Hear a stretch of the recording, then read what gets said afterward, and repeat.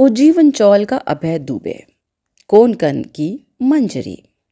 मंजरी के थे 12वीं में 92.7%, 92.7%, पर अभय के आए थे 94.7, यानी 94.7%। पर फिर भी लिटरेचर पढ़ी। जिंदगी गरीबी, ऑटो रिक्शा चलाते पिताजी, बीमार माँ, शराबी भाई, सार्वजनिक शौचालय की लंबी लाइन और अनंत कूड़ा समेटे बस्ती को खुले रूप से अपनाया पोस्ट मास्टर की बेटी मंजरी ने, जिसकी माँ को वो सिर्फ काजू साफ करते अच्छी लगती थी। अब चूंकि मंजरी की नज़र में अभय वॉज अ लिविंग पोम। उसकी बेबाक बातें, बस्ती और निजी जिंदगी की तकलीफ मंजरी को सबसे अच्छी कविता लगती थी। Because poetry is dark as well, it need not be beautiful always. खैर, कॉलेज से निकले, जिंदगी की शुरुआत हुई और साथ साथ अभय के अनंत सपनों के पर की शुरुआत हुई।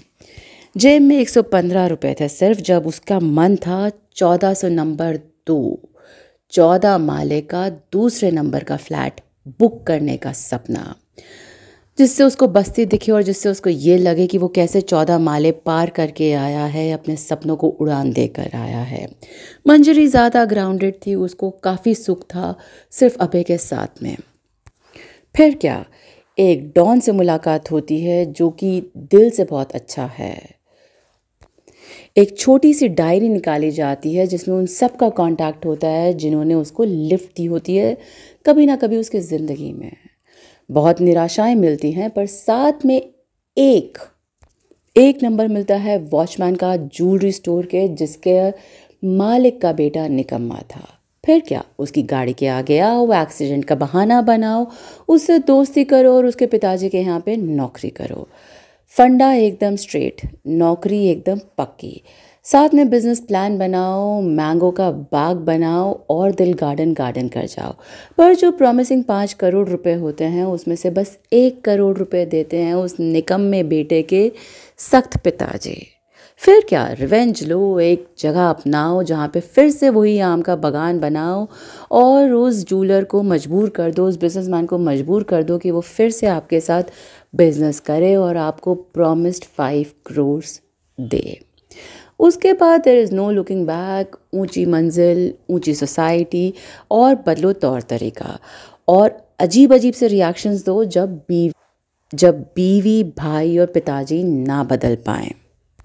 फिर एक और अमीर इंसान की खोज करो और उसके भाई तक पहुंचो, उसकी एस्ट्रेंज्ड बीवी तक पहुंचो, उसके बेटी तक पहुंचो और फिर एक ऐसा प्रोग्राम बनाओ जिसमें आप खुद ही हॉस्पिटल के बेड पर आ जाओ। यह है कहानी सपनों की, एस्पिरेशंस की, और कैसे आप जब जल्दी जल्दी ऊपर चलते हो, बेशक सीढ़ियों से जाओ या लिफ्ट से जाओ, नीचे कूदकर ही मरते हो, ये कहानी में दिखाया है। फाड़ू का टीज़र एकदम टीजिंग था, ट्रेलर एकदम प्रॉमिसिंग था, but I am sorry to say series में 11 एपिसोड्स हैं और पहले 2 एपिसोड्स के बाद जब तक वो फर्स्ट ब्लड का एपिसोड नहीं आता है, I think that is episode number 6, तब तक कहानी मतलब स्लो बर्न ही रहती है और गोल गोल ही घूम रही होती है। फ्रैंकली स्पीकिंग उस डॉन का क्या काम था मेरे को अभी तक समझ नहीं आया। खैर, एनी हाउ, हो सकता है किसी को समझ में आया भी हो। उसके बाद कहानी ऐसे ऐसे मियांडर करती है कि ऐसा लगता है कि बस एक नदी है जिसको बहना है, जिस भी स्टोन को मिल जाए उसी से एक रास्ता बना लेना है। मंजरी का स्टैंड सच्चा है, शराबी भाई का वापस से नॉर्मल ज़िंदगी में आना उससे भी ज़्यादा अच्छा है। मंजरी के पिताजी का रोल बहुत ही उम्दा है, पर कहीं ना कहीं कहानी पटकथा बीच में डगमगा जाती है और लास्ट तक आते आते फ्रैंकली स्पीकिंग आपका मन करता है कि आप वो सिएस्टा ले ही लो, क्यों अपनी नींद बर्बाद कर रहे हो सीरीज़ के ऊपर। देखी जा सकती है, पर तब देखिएगा जब आप मतलब मूंगफली खाते खाते सर्दी के मौसम में एक एपिसोड दिन के हिसाब से देख रहे हो, क्योंकि सोनी लिव इस बारी थोड़ा सा डिसअपॉइंट कर रहा है।